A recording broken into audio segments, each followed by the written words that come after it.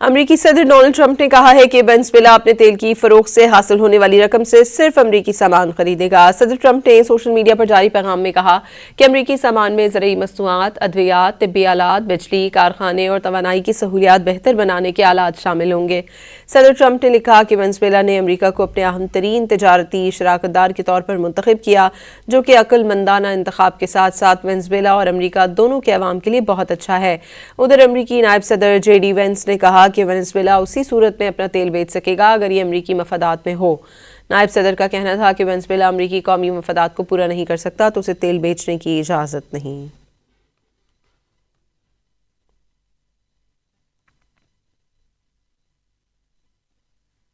अमरीकी सदर Donald Trump ने कहा है कि वेनेजुएला अपने तेल की फरोख्त से हासिल होने वाली रकम से सिर्फ अमरीकी सामान खरीदेगा। सदर ट्रंप ने सोशल मीडिया पर जारी पैगाम में कहा कि अमरीकी सामान में ज़रूरी मसनूआत, अद्वियात, तिब्बी आलात, बिजली, कारखाने और तवानाई की सहूलियात बेहतर बनाने के आलात शामिल होंगे।